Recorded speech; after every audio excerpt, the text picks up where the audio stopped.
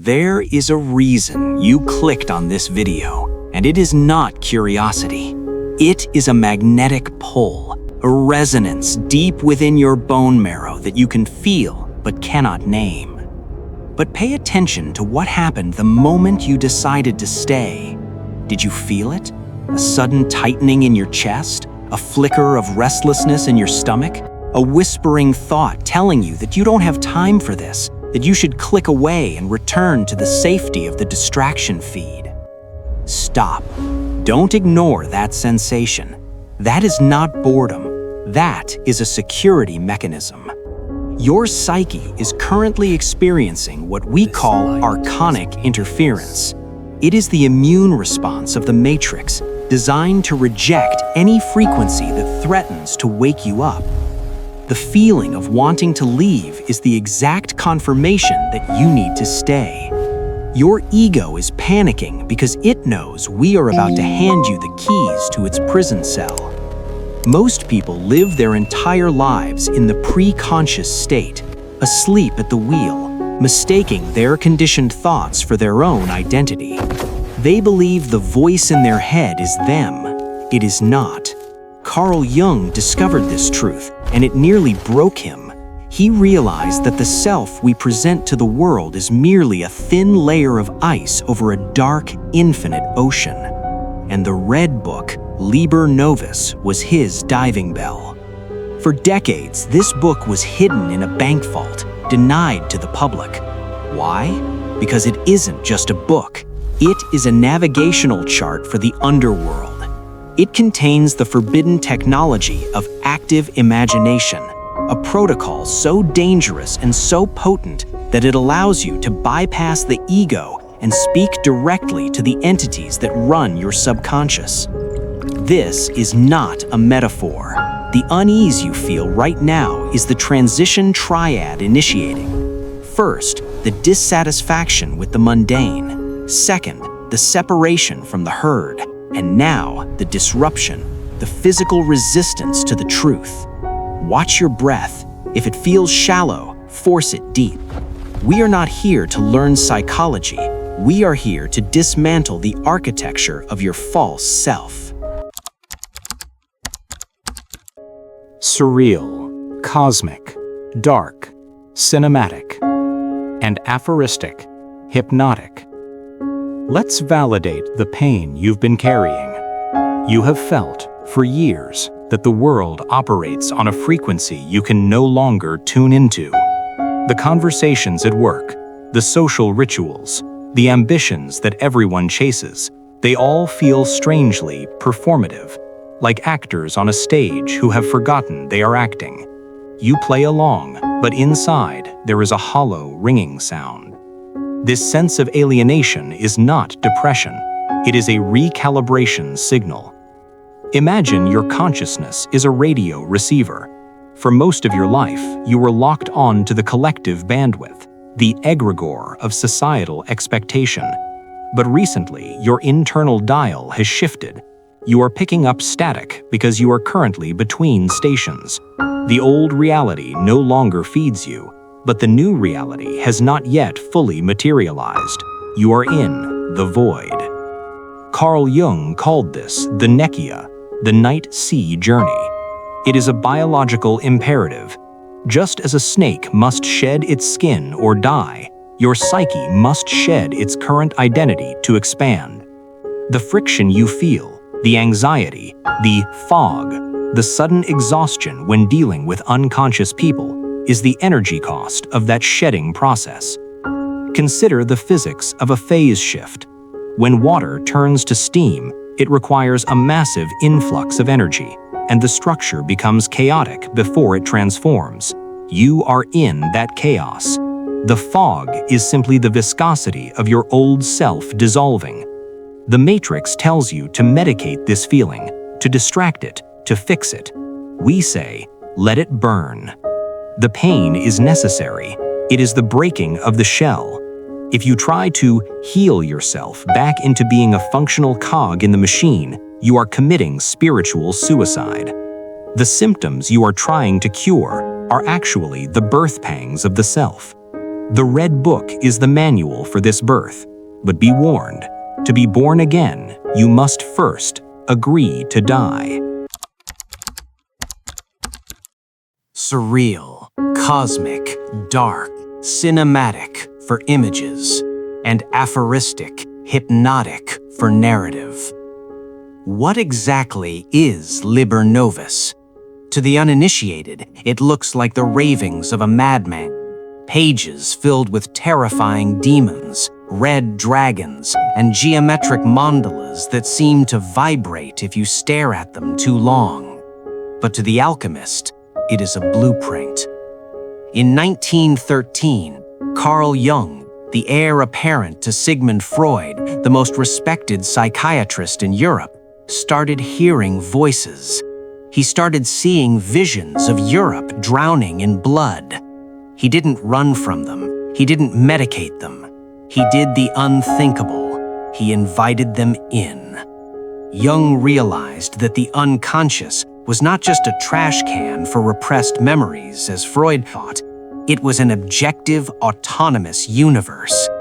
He discovered that inside you, right now, are autonomous personalities, complexes that have their own wills, their own voices, and their own agendas. You think you are the master of your house. You are merely a guest in a mansion filled with strangers. The Red Book documents Jung's descent into this mansion. He developed a protocol called active imagination to interact with these entities. This is not daydreaming. Daydreaming is you controlling the fantasy. Active imagination is you opening the door and letting them control the narrative. It is a voluntary psychosis controlled by a sliver of conscious will. Why is this a Stargate?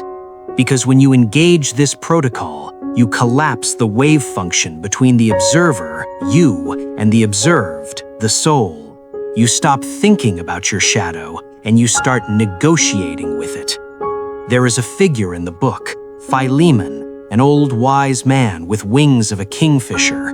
Philemon was not Jung. Philemon taught Jung things Jung did not know. Let that sink in. How can a figment of your imagination teach you something you never learned? Unless the imagination is not generated by the brain, but received by it. Unless the imagination is actually an organ of perception, like an eye that sees inward into the collective data field of the universe. When you open the Red Book, you are looking at the source code of the human experience. Jung didn't just write a book, he built a bridge over the abyss. And the entities he met, they are waiting for you too. But they do not respect your nice persona. They respect only courage. We are about to discuss the mirror abyss. Prepare yourself. The face you see in the mirror is not yours. It is the mask you wear to protect the world from the monster inside you. And the monster is the only thing that can save you.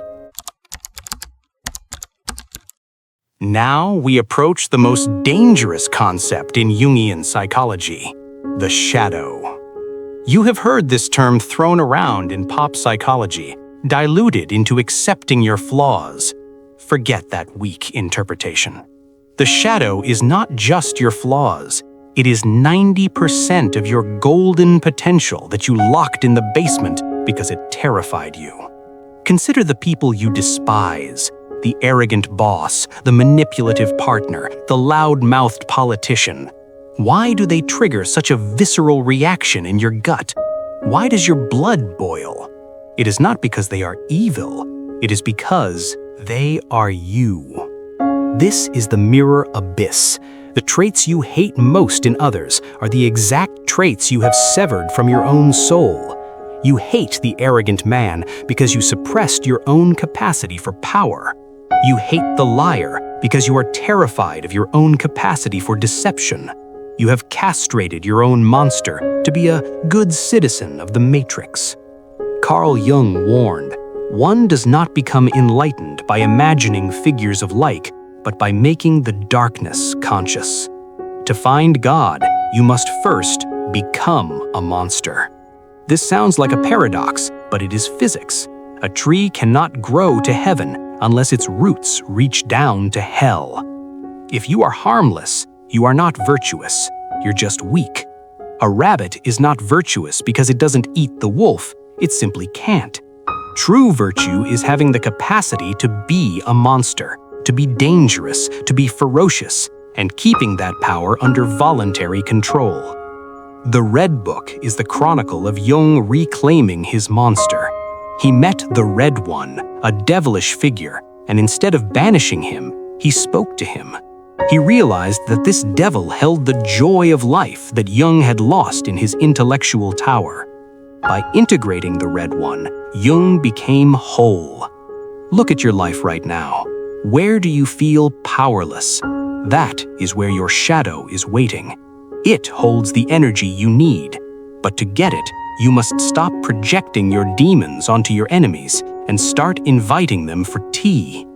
This is terrifying. It requires you to admit that you are capable of every atrocity you see on the news. But until you own your inner capacity for evil, you can never truly do good. You are just a sleepwalker, obeying the laws of the herd. Surreal, cosmic, dark, cinematic for Himage, and aphoristic, hypnotic for Gosha. When you begin this work, the first thing the Matrix will tell you is, you are losing your mind. Your family will look at you with concern. Your friends will drift away. The structure of your life will begin to shake. Do not panic. This is the paradox of sanity. What society calls sanity is merely a shared hallucination. It is a consensus trance designed to keep the production lines moving and the consumers consuming. To be well-adjusted to a profoundly sick society is no measure of health. When you start waking up, you should feel like you are going crazy. Jung himself feared for his sanity during the years he wrote the Red Book. He was the president of the Psychoanalytic Association, yet he spent his nights painting mandalas and talking to disembodied voices. He walked the razor's edge between mysticism and psychosis.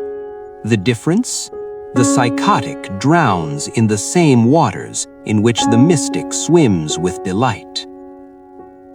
The madness you fear is actually the dissolution of the ego's scaffolding. Your ego is a tiny island. The unconscious is the ocean. When the tide rises, the island floods. The Matrix tells you to build walls to keep the water out. We tell you, learn to breathe underwater.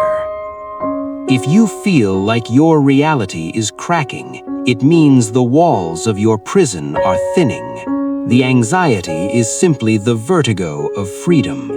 You are leaving the small, safe room of who you thought you were and stepping into the cathedral of who you actually are. Do not run to the doctor to numb the symptoms of your awakening. Do not try to fix the glitch. The glitch is the only real thing happening to you. Embrace the disorientation. It is the prerequisite for the new order. As Toth warned, the mentalism trap keeps you thinking your thoughts are yours, but true sanity lies in observing the thinker. Surreal, cosmic, dark, cinematic for image, and aphoristic, hypnotic for language. So, how do you navigate this ocean without drowning? You need a vessel. That vessel is the protocol of active imagination. This is not meditation. Meditation is often about clearing the mind. Active imagination is about populating it. It is the specific technique Jung used to write the Red Book. We will break this down into 3 alchemical stages. Do not rush this. If you do this with a fragile ego, it will break you. Stage 1. the invitation, lowering the threshold. First, you must induce a state of hypnagogic trance. This is the twilight zone between waking and sleeping. You cannot do this with a beta wave caffeinated brain. You must lower your frequency. Sit in a dark room. No phone, no distractions. Close your eyes and focus on the darkness behind your eyelids. Watch the phosphenes, the dancing colors. Wait. Wait for the linger test. You will have many thoughts. I need to buy milk. Did I send that email? Let them pass. These are surface debris. But eventually, an image or a mood will linger. It will stick. Maybe it's a vague face, a landscape, or just a heavy feeling in your chest. Grab that feeling. Do not analyze it. Amplify it. If you see a dark cave, don't just think cave. Step into it. Feel the cold air on your skin. Smell the damp earth. Hear the drip of water. Engage your somatic senses until the imaginary scene feels as real as the chair you are sitting on. This is the key. You must trick your brain into believing you are physically there. Once the scene is stable, you wait for the other to appear. Do not force a figure to appear. Wait until one walks out of the shadows on its own accord. This is the moment of contact. Stop here. Feel your heart rate. Is it elevated? Good. That means your body knows we are not playing games anymore. Surreal, cosmic, dark, cinematic. Once the figure appears in your mind's eye, whether it is a shadow, an animal, or a person, you must engage it. This is where most people fail. They treat the figure like a puppet. They make it say what they want to hear. Stop. Treat this entity as a separate, sovereign being. It is not you. It is a messenger from the collective unconscious. Ask it a question. Start simply. Who are you? Or what do you have to tell me? Then, and this is the crucial switch, listen. Do not invent the answer. Wait for the answer to arise spontaneously. It might come as a voice in your head that sounds slightly different from your own, or as a sudden flash of knowing. Here is the litmus test for authenticity. If the entity says something that surprises you, offends you, or scares you, it is real. If it flatters you, it is just your ego playing dress-up. Jung's entities screamed at him, mocked him, and gave him prophecies he didn't understand. If the figure attacks you, do not wake up. Stand your ground in the vision, fight back, argue, scream. The unconscious respects strength. If you run, the complex grows stronger in the dark. If you face it, you integrate its power. You are negotiating a peace treaty with the warlords of your own psyche. Surreal, cosmic, dark, cinematic. The final stage is what Jung called the ethical claim. You cannot just leave these visions in your head. If you do, they will dissipate like smoke, or worse, they will possess you as moods. You must drag them into the 3D reality. You must give them form. Jung painted them. He wrote their words in calligraphy. He built a stone tower, Bollingen Tower, to honor them. You don't have to build a tower, but you must write it down. Buy a physical book, your own red book. After every session, write down exactly what happened. Draw the crude shapes you saw. By moving your hand and using ink, you are performing an act of magical concretization. You are telling the universe, this is real. I honor this. This act grounds the high voltage energy of the unconscious. into the physical world. It stops the energy from frying your nervous system.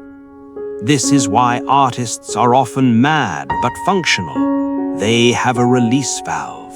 You must become the artist of your own soul. Why go through this terrifying ordeal? Why risk your sanity to talk to dragons in the dark? Because the God you were taught to worship is incomplete. Jung discovered a deity in the Red Book named Abraxas. Abraxas is a god higher than the Christian God and the devil combined. Abraxas is the force of life itself, creation and destruction, light and dark, venom and nectar. To find the true divine, you cannot just be good, you must be whole. The world is full of harmless, nice people who are incapable of hurting a fly, not because they choose peace, but because they have no claws. They are victims in waiting.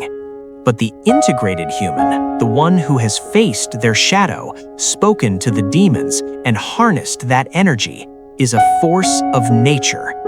When you integrate your shadow, you stop projecting your evil onto others. You become immune to the propaganda of the Matrix because you recognize the manipulation patterns within yourself.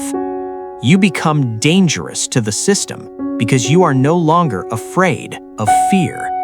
The Golden Age or the New Earth will not be built by sheep who closed their eyes and prayed for light. It will be built by monsters who went into the dark, retrieved their gold, and returned with eyes burning with the fire of truth. You have a choice tonight. You can close this video, go back to your scrolling, and pretend the voice in your head is just thinking. Or you can buy a blank book. You can turn off the lights. You can wait for the silence to become loud. The next time you feel that sudden wave of sadness, or that flash of inexplicable rage, or that static in your reality, do not medicate it.